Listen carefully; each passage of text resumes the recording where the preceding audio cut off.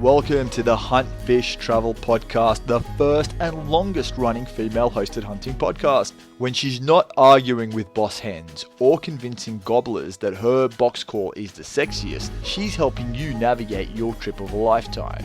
And now, here's your hostess, Carrie Zilka.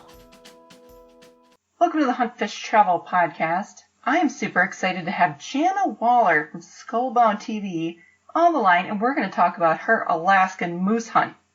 Jana, welcome to the show. Thank you so much for having me.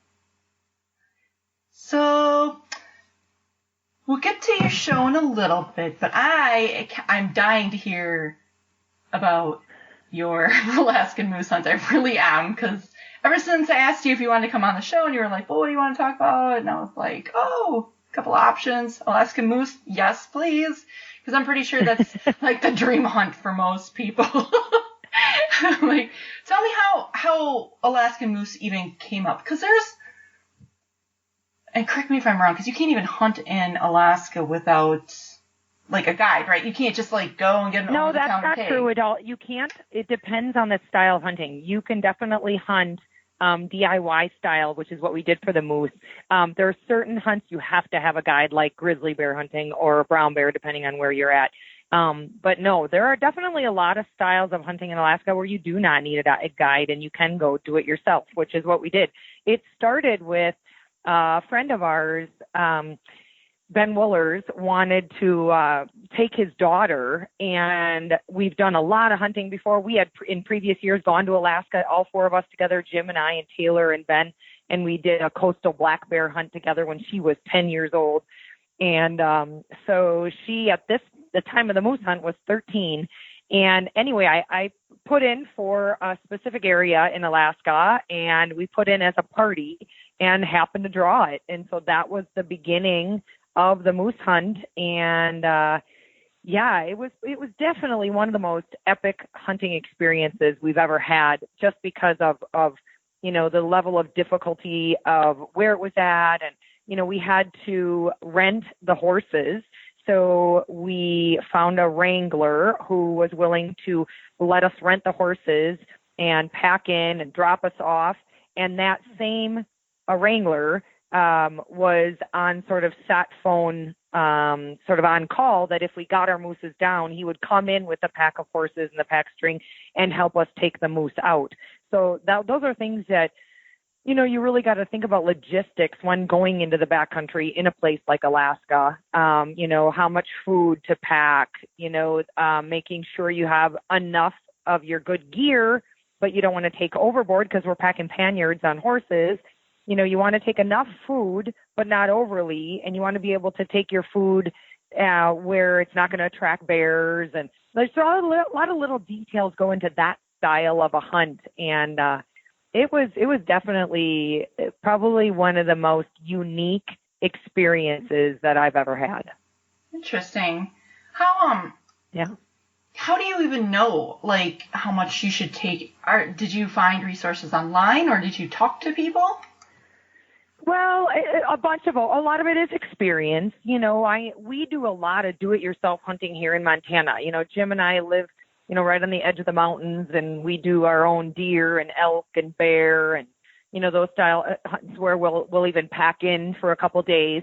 So after you've, had those types of experiences, you kind of know what you eat in a daytime.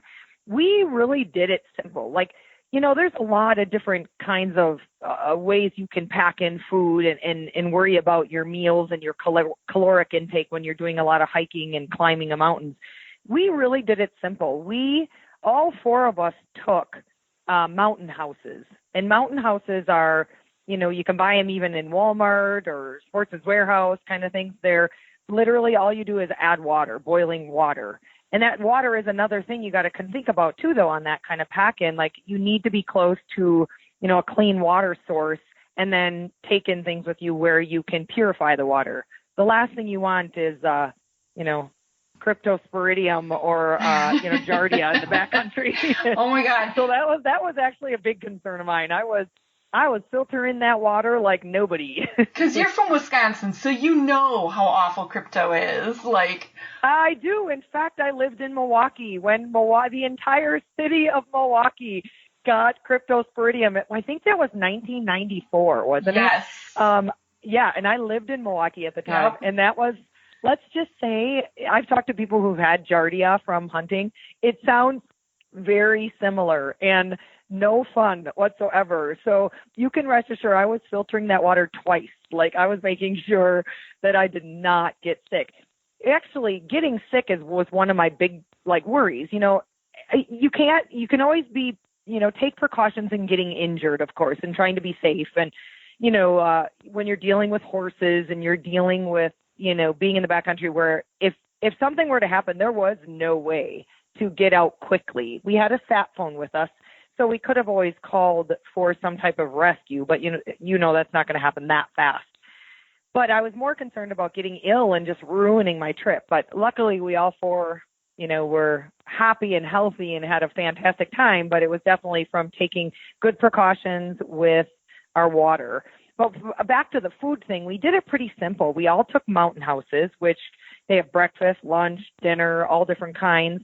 I live off of them in the fall, so I knew that I would, and I'm the easiest eater on the planet. Like, there's nothing I don't like. So luckily that was a piece of cake, and we took snacks and some things like that. And, we're pretty careful with our food. We never did have any bear encounters, which was really nice. But no, it was an adventure. Back to your question of how do you know how much to take? It is sort of a calculated guess. You've got to make sure that you have enough snacks, if you will, throw in your pack, sources of good caloric fat and protein like nuts and, I would say jerky. Normally I take jerky on our day hunts a lot, or even if we pack in for a couple of days. I absolutely love jerky. It's so healthy for you. My neighbor makes the most incredible elk and mule deer jerky, but we didn't take any on this trip because I didn't want the smell out there and having to worry about that. But nuts, M&Ms, protein powders to add into your water, that kind of thing is sort of what we lived off of for the week that we were in there. But that and mountain houses, which are really nice and easy in that style of a hunt because they're not going to smell. And then you can literally burn up the pouch when you're done with it, and made it super simple and easy. That's awesome. So did you fly into Alaska or did you drive? We flew into Anchorage, and then then we started our trip from there, and ended up driving to a trailhead, meeting up with the horse wrangler, and then taking that pack string in, into the bush, if you will.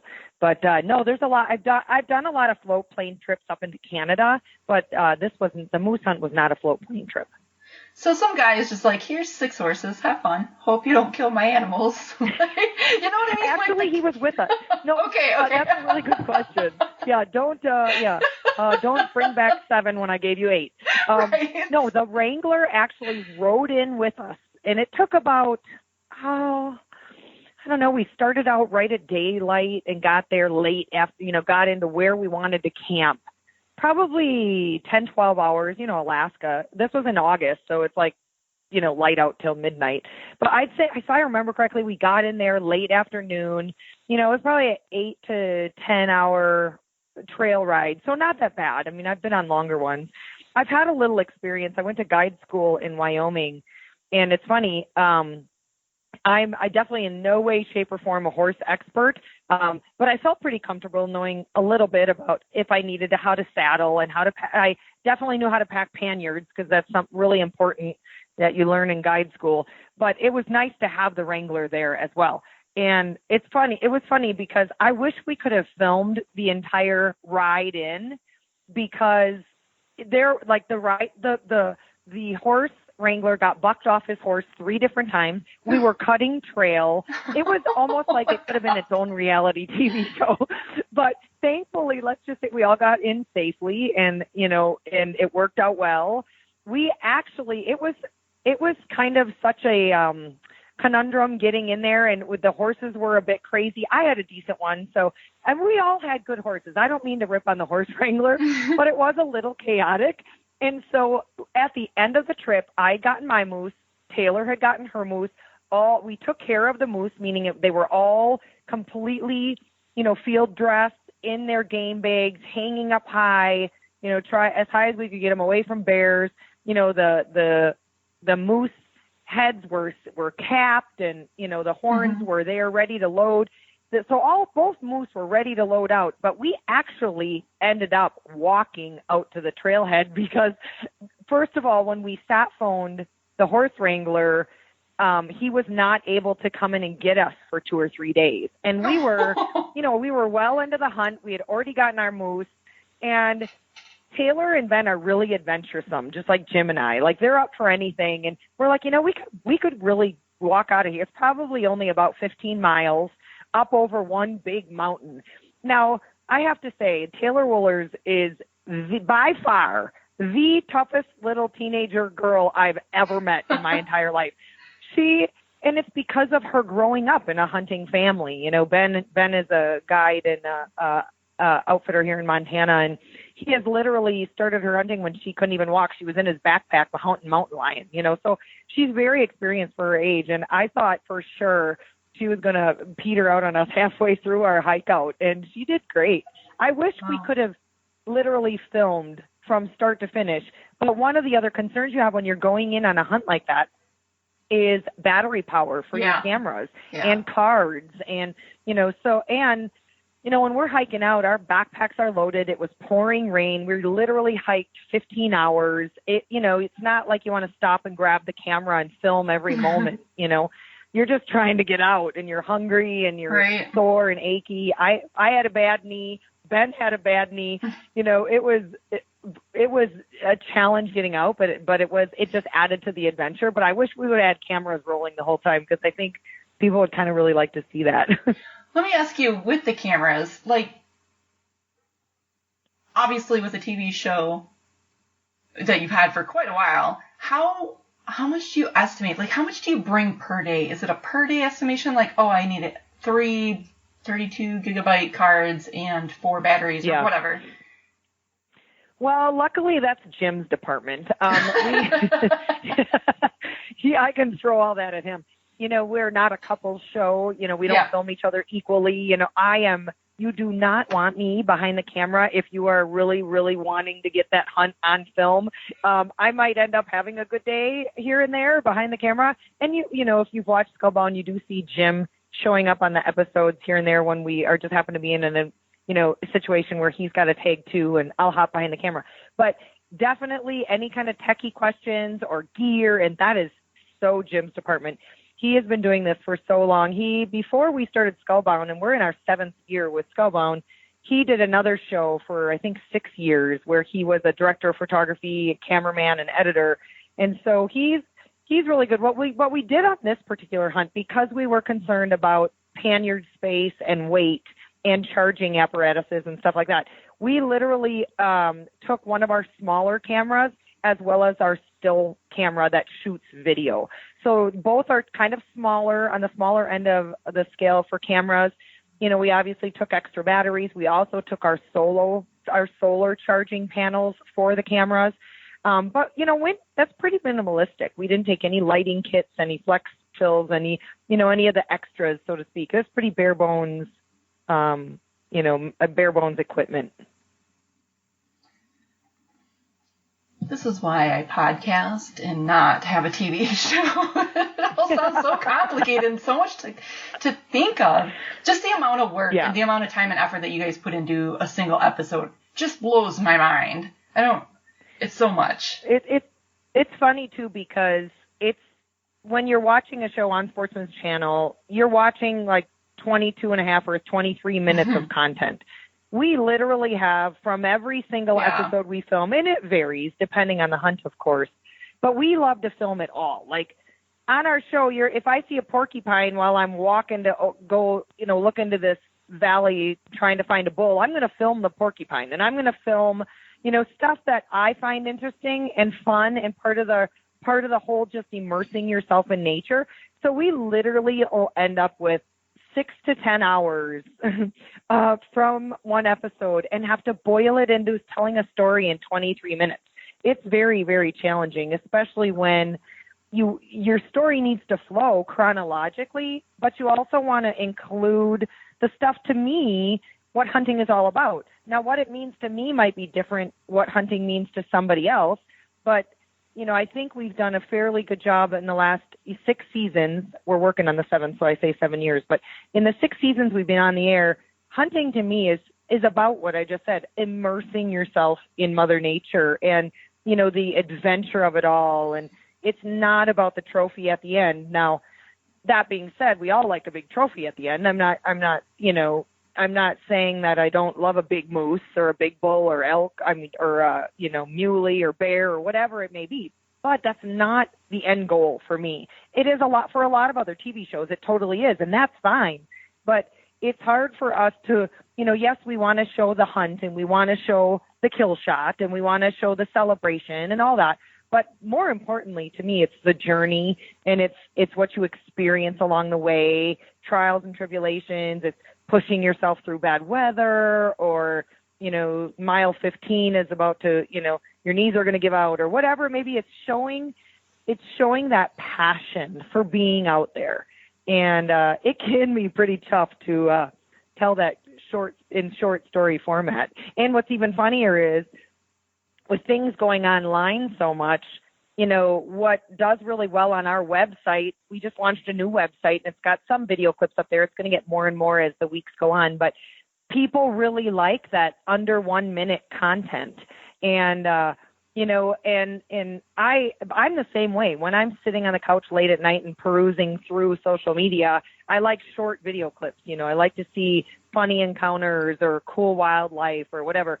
And so that's something that we've definitely changed in the last couple of years of how we do our show and how we film, is capturing those short moments and trying to work them into the show. But if they don't work into the show, they're going to be on our website or they're going to be on our social media. So, that's a really great way to kind of repurpose some content that, like you said, if you can't get it into that 22 minutes, but it's a really good clip and people would very much enjoy it. Putting it on your website is brilliant.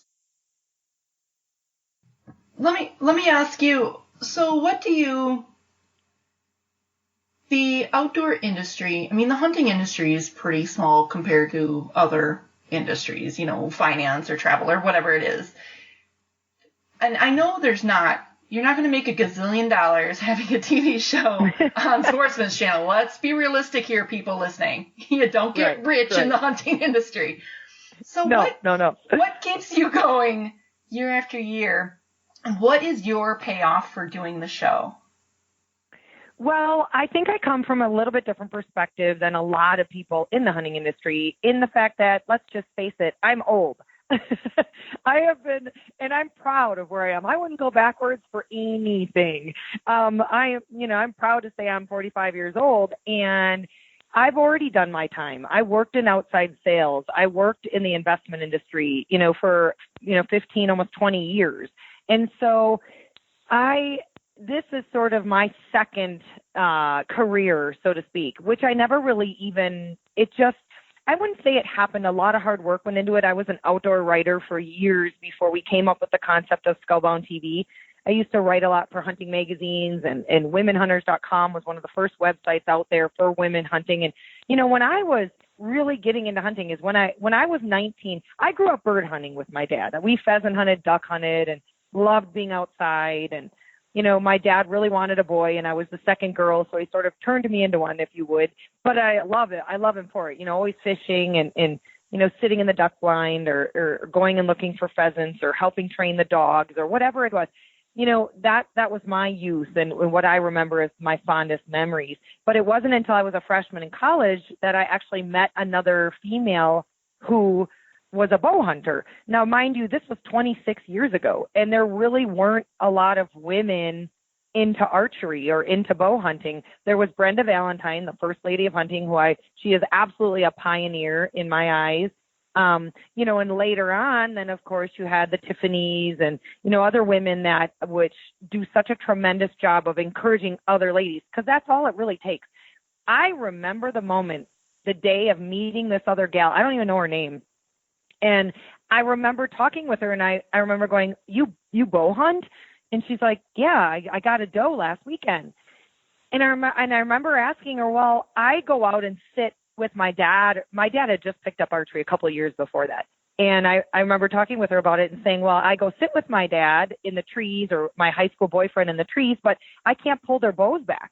And she's like, well, you have to get a bow that's tuned down for you, and you build your arms up. I literally didn't even know that. I didn't know that, that bows were, unlike a gun, bows were tailored to you. And it was that moment of, well, if she can do it, I can do it. And I literally that week went to the bow shop outside Milwaukee, Buck Rub, I think it was called. This was, mind you, 26 years ago. Still there. So, is it? Yeah. Yep. Okay. Well, it wasn't. Okay. You know where it is now, off the interstate, right? It Yes. used to be in the upstairs building, like in this, like, 4-store building way upstairs, little itty bitty shop. It's really come a long way. It's kind of cute to go drive by it and see that, all the archery targets outside, and there's a big shop now. But anyway, walked into there. They set me up with my very first Darton Jr. was my bow. And, I got a doe that I think the next year I got a doe and was absolutely hooked. Oh, and that same year that I was buying my bow and shooting and getting to learn archery, my dad shot his very first buck. I went to college only 10, 15 minutes from where my parents lived. He called me up and he said, I shot a buck last evening. I trailed it as far as I could. I lost the trail. Do you want to go out in the morning with me and help me look? I'm like, absolutely. So I skipped class, which I don't recommend everybody listening out there. I skipped class and went with my dad. And long story short, we found that buck in a cornfield, and I had never seen my dad more elated. Like, he was so excited, and it just fueled my fire of, like, I want to feel that. I want to get into this and have that kind of emotion and connection. And so anyway, that was a long time ago, and man, things have really come a long way. So as far as the industry goes, I have a public relations degree with a health minor, but, I like I said, basically worked sales and the investment industry for most of my adult life, and just loved to hunt, and never really thought about it except wanting to get into it on the writer's side, because it was just another way to connect with other hunters. Well, then Animal Planet, this is kind of a funny story, Animal Planet, of all networks, contacted me when I was living in Wisconsin. This was 8 or 9 years ago, and they wanted to do a pilot about women who hunt and sustainable living, from gardening to hunting kind of thing. And long story short, they came out, filmed a pilot. The pilot never went anywhere, like a lot of pilots on mainstream TV. But at the same time, I had met Jim, and we were kind of long-distance dating from Montana to Wisconsin. He had thought of the idea of, there's hardly any solo female-hosted shows. Why don't we do our own show and tie in your skull business, which I had been doing for, 5 or 6 years before that, just for fun and friends. And I was in one little art gallery of painting and these European mounted skulls, bears and deer and stuff like that. So anyway, we came up with the idea of Skullbound and literally put a pilot together in the course of a year, went and shopped it around at SHOT Show, and the rest is history. I mean, that was literally 7 or 8 years ago. But no, I never really thought about, nowadays I meet a lot of young girls who are in college or just getting out of high school and really wanting to get into the hunting industry, and what direction do I go and how do I start? And that wasn't even a possibility when I was out of college. I mean, yeah. They didn't even have they didn't even have the internet when I was in college.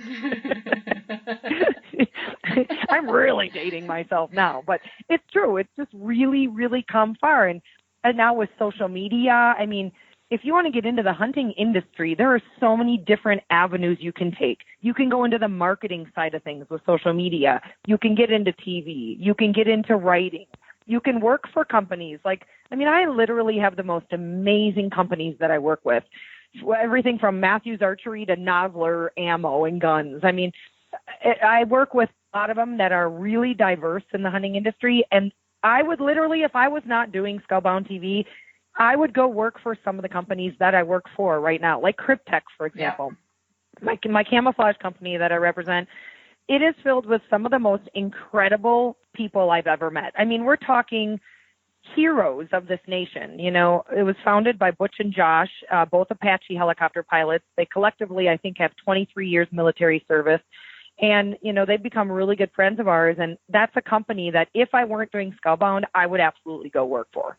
Yep, they came on as a sponsor of the HuntFishTravel last fall. Nice. And I couldn't be happier. I couldn't be happier. Yeah. The pattern, every time I wear it, I get compliments constantly. They're like, oh, that looks really cool. And then the patterns show up randomly, like on people's hats and like all over the place. It's really cool. Yeah, they've really done a good job of getting on the licensing side of things. You'll see, you know, they have their own gear, of course, on cryptech.com, but then you'll see a lot of other companies using their patterns now on everything from, I've seen it on Mountain Dew cases, to video games where you get to select, what's that big video? I'm not a gamer, but there's a big video game out there, one of the biggest out there, where you get to a certain level and you can choose Cryptech as your kit to wear.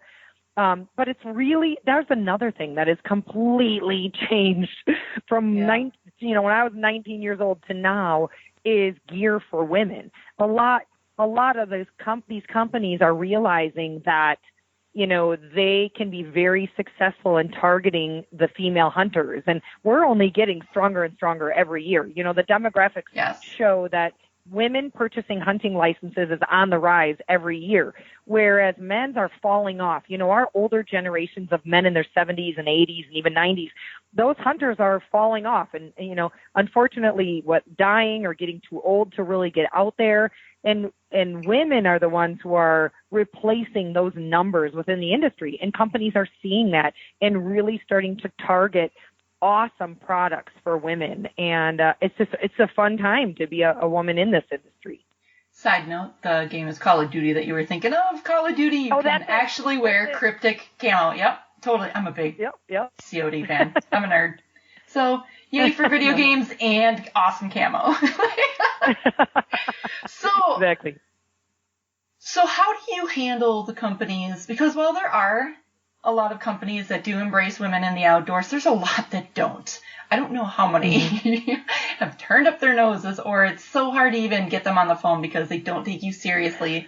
How do you handle those companies? Well, to be completely honest, I really haven't dealt with that a lot. Partly, I think, is because of my age, and it's funny, I look at it as a complete bonus. Being an older woman who, you know, has had a couple of decades worth of hunting, who, you know, kind of can walk the walk and talk the talk, if you will.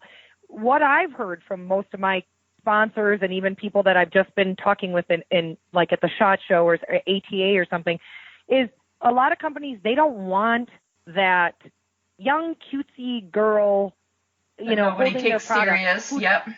Right, who doesn't have the experience or who doesn't have the knowledge to carry on good, solid conversations with people asking about the product or asking about the hunting situation. And so for me, I really haven't dealt with that. I haven't really dealt with companies not wanting to jump on board the women in the outdoors bandwagon. You know, my biggest thing, which I've really had to learn to deal with being in sort of in the spotlight, if you will, my biggest complaint isn't companies, because I've just been really blessed in that category. My thing is, I didn't know when I started this how to deal with the anti-hunters. That was the most eye-opening thing to me. I've never really had doors shut in my face. Now, I've definitely had no's in the beginning because, you know, maybe people's budgets aren't there, or they don't have, you know, they already work with XYZ people and they don't have room to work with more. And that, you shouldn't take things like that personally. There's a lot of companies out there that, you know, have smaller marketing budgets and they simply can't even give away free product, you know, and maybe they could give you a discount, but I've never taken that personally. You just, you know, keep putting your foot in front of the other and knocking on other doors and building that resume. It really helped that I had been an outdoor writer because that kind of opened up some doors for me. And that's one of the things I always tell younger women who are really wanting to get in the hunting industry and build that resume. And well, my first thing is build a classy social media platform. I know for a fact, while there may be a few companies out there that are different, my sponsors do not want anything that's less than classy. They don't want the girl in her bikini in her backyard pulling her bow. They don't want, 6 inches of cleavage hanging out while you're posting product pictures. They don't want that. And not to say that you can't still be beautiful and classy, with your products, but they really they really don't want anything to do with that sexism selling their products, which is kind of nice. I mean, I actually think that that's smart. Now, there's maybe other companies that would want that, and that's fine too, but especially in maybe the tactical world or the 2A world. Their marketing strategies are a little bit different than a lot of the hunting industry, so to speak.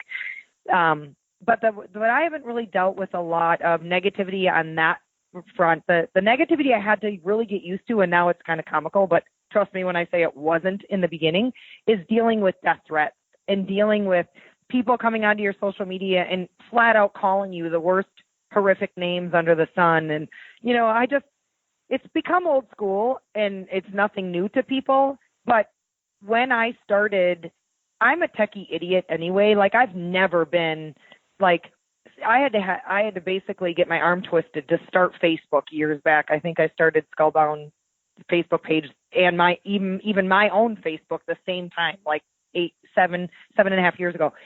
So I've never been real social media savvy until Skullbound came along, but it's been the only really solid short advice I can give to other women and men who might be experiencing really negative backlash is do not argue, do not even engage in conversation.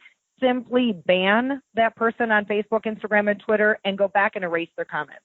That's the only way to do it. And unfortunately, I learned the hard way. There were years ago, I was getting harassed by this guy out of Oklahoma, and I didn't understand that he posed as a hunter saying he had a problem with one of my photos. Well, that started an engagement back and forth, and I should have known better because he was coming in under the guise of, I'm an old school hunter and I think you're unethical kind of thing.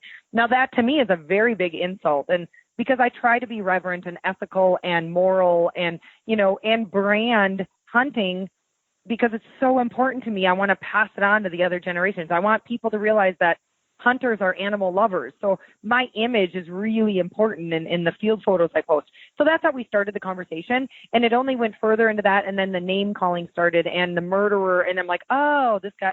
But I wasn't smart enough just to ban and delete him. I kept arguing my point and ended up, long story short, having to hire an attorney to send him a cease and desist letter because he was literally ruining my days. He was going to sponsors. And the funny thing is I wasn't aware that all my other sponsors were already aware of this type of rhetoric, and they were like not even worried about it. They're like, just ban and get rid of him. This was 5 years ago, I think. But anyway, my advice to people on social media is if you are getting that type of anti-hunting harassment, simply block, ban, and delete, and only engage in conversation if someone has a legitimate question like, I thought mountain lions were endangered. Well, no, they're not endangered. In fact, they're 33% above the, population for this area that's going to, a healthy, sustainable population. That kind of conversation. But, just don't even get involved with someone who's going to bash and be negative. That is excellent advice. I might have, it's really easy to get in and you want to prove your point and, and those anti-hunters are sneaky. They're sneaky. They are sneaky. And, I wasn't on Facebook, for example, if someone friend requested me and had a picture of themselves in camo or a picture of a bow or a gun, I'm like, yeah, sure, whatever. I didn't really screen people. And so it's taken years of banning and deleting and weeding them out. And they still come on once in a while, but it's so much less than it ever was before because I don't get involved in the negativity and I ban, delete. If someone, Jim and I run our own company, Skullbound, ourselves. We do all of our own marketing, all of our own sales, all of our own social media. It's just us. So I read every comment and everything that comes in. And it's just so much easier if someone's being negative towards me or anybody else I'm affiliated with. I'm just going to ban, delete, and move on. And I can imagine, because you're not afraid to post a lot of the bloodier pictures, and there's that photo that I'm sure has been downloaded and reposted a million times of you in the stream with the where you're washing the blood off Moose hands. on my back. Yeah. It's perfect. It's fabulous because it's real life. It's funny because that picture, that picture was a Tenzing photo shoot showing how great their backpacks are, which they are absolutely incredible. And that was a real moose. That was a moose that someone in Wyoming had gotten 3 days before that we used for that photo shoot. And I've been nothing but clear about that. Well, that picture is, first of all, epic. Lee Chouse is the photographer, and he's absolutely amazing. Any of the really amazing pictures most of the amazing pictures you've seen out there of the Shockies and Cameron Haynes, and they've been done by Lee and his crew. And anyway, in fact, I've got 2 of them blown up huge here sitting in my living room because he's just so epic. But yes, that got a lot of talk and a lot of, first of all, out comes every keyboard cowboy under the sun. You're going to get Giardia drinking that water. Well, it was a photo shoot, and I know better, and I didn't really drink it. I was splashing it up on my face and acting like it's a photo shoot. It's a photo shoot, right? Every single hunting industry company has done it. And then the funny thing is, there's no way that moose is real. That girl couldn't lift that moose. La la la la la. Over and over and over. And you want to fight back. Like, I'm a fighter, right? I'm a right fighter. And I don't like to fight, but when I do, I'll get in there with my cannon and fire away, right? But you're always going to have that. If you are in the hunting industry or you do a lot of social media, you're going to have people out there who want to bring you down, who want to attack, and that's okay. The next year later, I got my moose. You saw that moose on a DIY hunt in Alaska, processed it ourselves. I've got beautiful photos. They're not as bloody, but beautiful photos of that moose on my back, my moose, same weight, so I could come back and go into this whole rhetoric about that for someone who's ripping on me, but I just think it's important that no matter what, to just don't let the negativity get to you, because I see it all the time. I don't see it on our stuff all that much, but I see other people creating division in this hunting industry where I would never have let my kid shoot that dink buck, for example. I see that a lot, and I'm like, are you kidding me? In my opinion, letting a kid shoot a monster whitetail for his first deer is actually worse than having a kid shoot a spike buck. You're giving him the wrong message. Yep. You're totally setting him up for failure going forward. Yeah, exactly. I certainly am not going to put that on anybody's photo, though. I think it's important to remember that there's a human being behind every photo.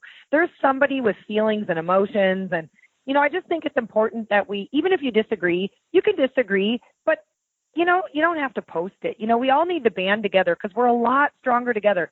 The one thing, too, that has really shocked me in getting into the hunting industry is the forces that are going on behind the scenes trying to stop hunting.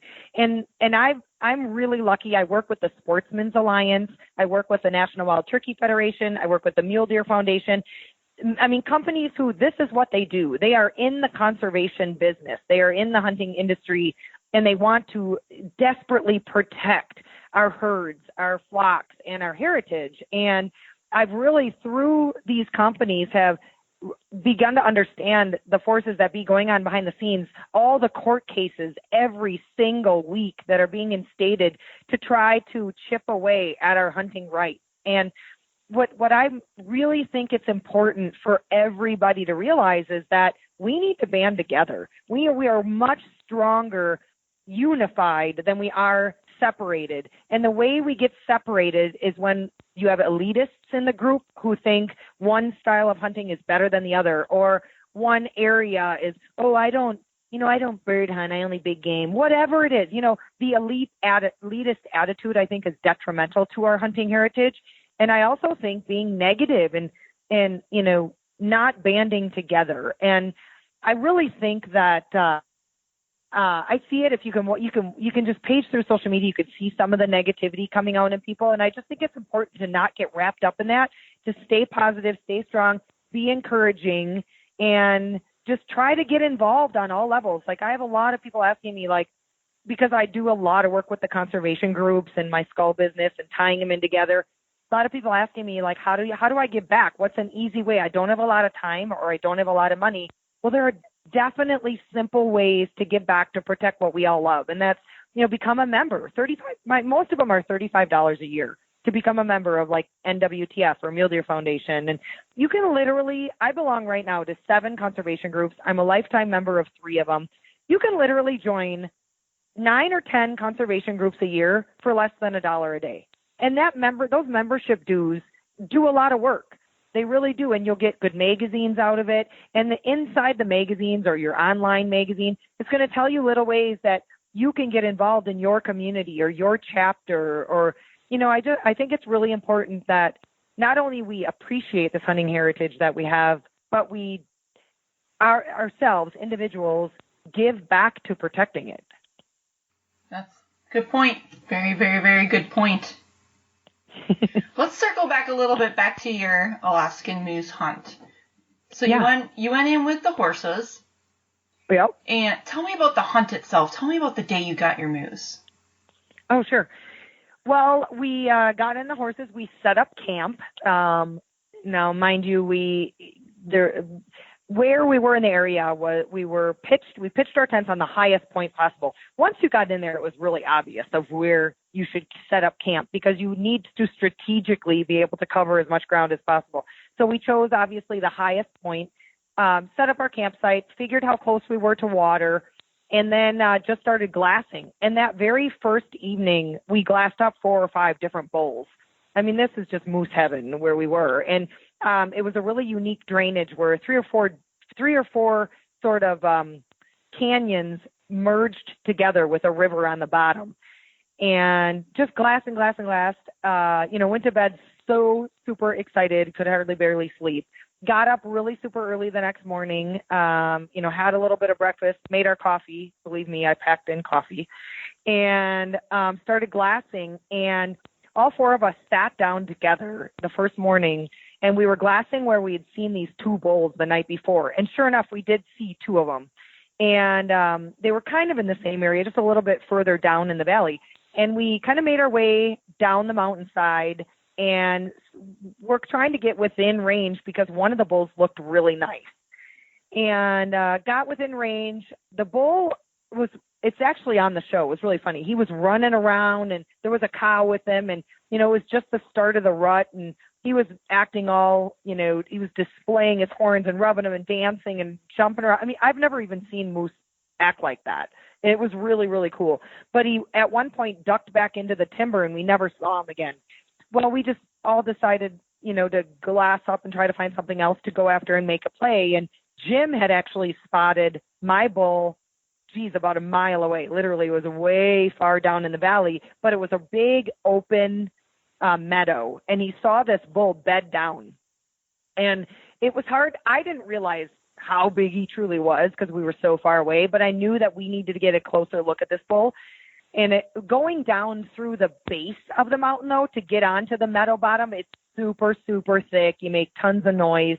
So Taylor and Ben stayed up on the hillside, and Jim and I dropped off. And, it literally took us an hour just to get down mountainside to the valley floor and through the thicket. And by the time we sort of made our way to the edge of the meadow, I popped around the corner and kind of looked into the meadow, and there's a cow staring at me like 80 yards away.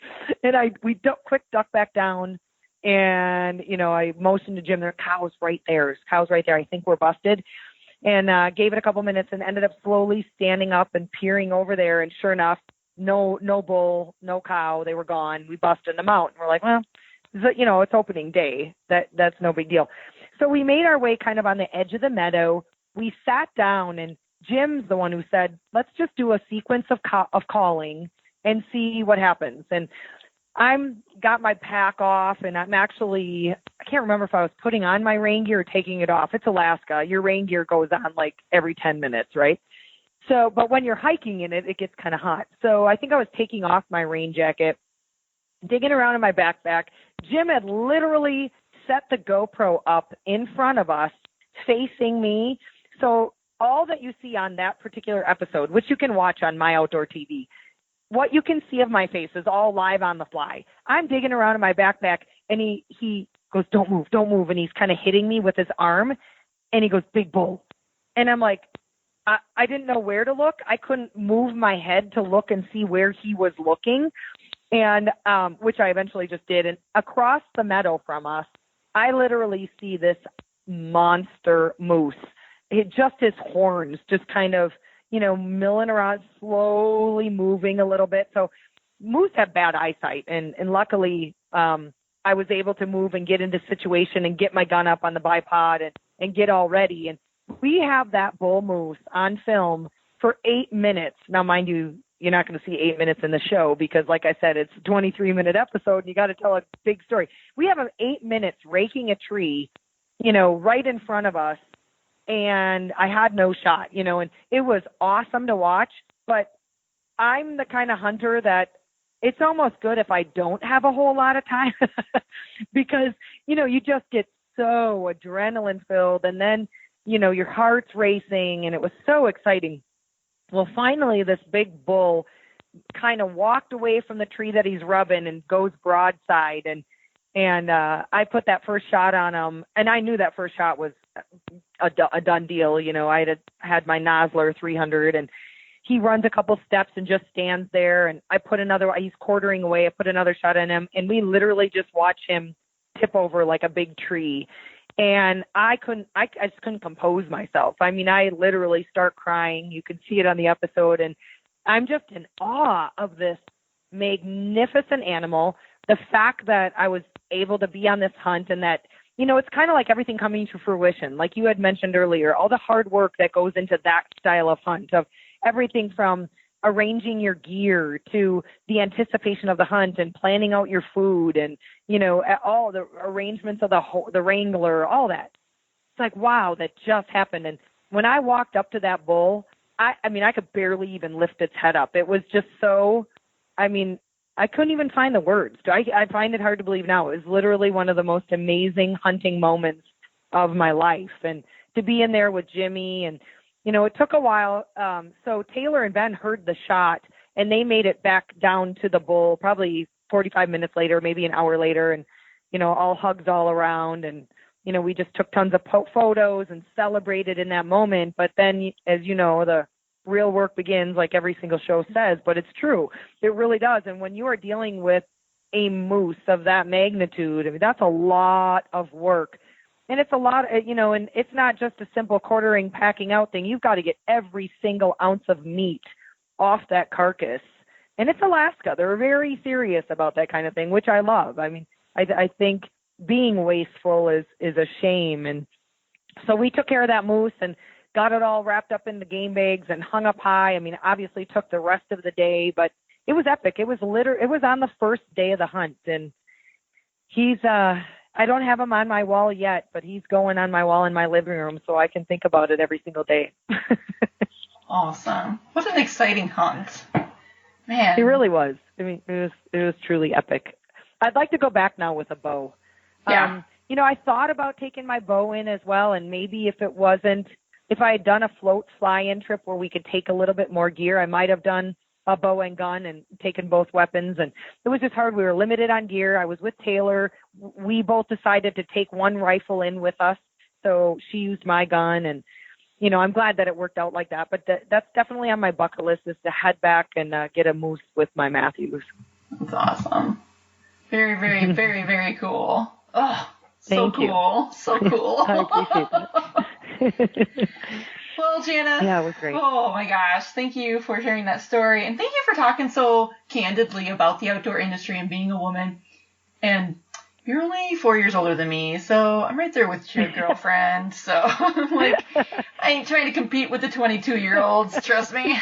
Hey, 40s rock. Why don't you tell the listeners where they can find you on social media and where they can watch your show? Sure.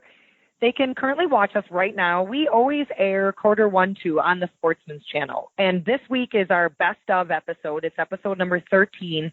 And so now if people join in on Sportsman's Channel, and you have to look at whatever, whether you have cable or direct or dish, and to find the channel. We have DirecTV at 605.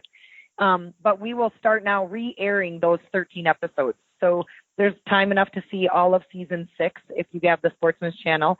If not, you can watch all of seasons 1 through 5 on myoutdoortv.com or motv.com. It is a subscriber-based online hunting network. But if you use this code Skullbound, the first month's 99 cents. All the episodes are downloadable, so you can watch them whenever you want, wherever you want. Hey, it's turkey season. When you're sitting in the turkey blind with your kids, might as well be watching some Skullbound. And it's exciting to be able to be online as well. This is kind of new platform for Outdoor and Sportsman's Channel to be on My Outdoor TV. But if people want to go to our website, it's just skullboundtv.com. We've got a lot of fun video clips in the video section. We're going to be uploading more and more as the weeks come. It's a fairly new website. And then, of course, on social media, we're under Skullbound TV as well. We have a Facebook page that's very active. I keep it active every day, as well as Instagram. I'm on Twitter too, but I don't post as much on Twitter as I do on Instagram and Facebook. But that's where you can find us. Excellent.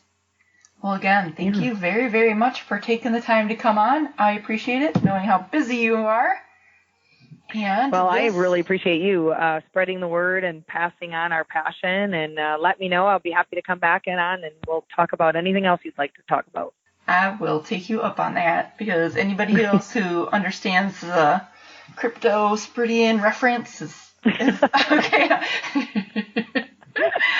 I'm with you, girl. I got it. I'll tell you what's really funny. Speaking of that, there are so many great water filtering systems out there now, and I don't even have one as a sponsor. I need to, because I'm the queen of promoting that because of cryptosporidium. Right? Like, so I do this I do this other podcast, The Farmer and the City Girl, right? And it's like just conversations about food and stuff. And we did this episode about cover crops and why like keeping cow poop away from your water sources is so important. Yeah. And I was like, let me tell you about crypto. And he had no idea what I was talking about. And I'm like, everyone in Wisconsin understands what I'm referring to, everyone. Yeah, totally. It's and awful. The funny thing is I remember the day where I'm like, I don't feel really good. I think I'm getting an upset stomach. And sure enough, my boyfriend at the time was like, oh, you need to suck on ice. Well, that's like making it twice as worse. Yeah, little did they know that you do not need to drink your water. Yeah. The whole 2 things you're supposed to do when you don't feel good, suck on ice and drink water, are not good. Not good when you're dealing with contaminated cryptosporidium water. So funny. Oh my gosh. Yeah. So funny. And that'll do it. Thanks so much for listening to this week's episode. I hope you enjoyed it and learned a lot. You can find me on Twitter, Carrie Zylka, CarrieZylka. You can find me on Facebook. You can send me a friend request. You can follow the HuntFishTravel page on Facebook as well. Just search HuntFishTravel. I'm pretty much everywhere. Any social media. So go find me. Say hi.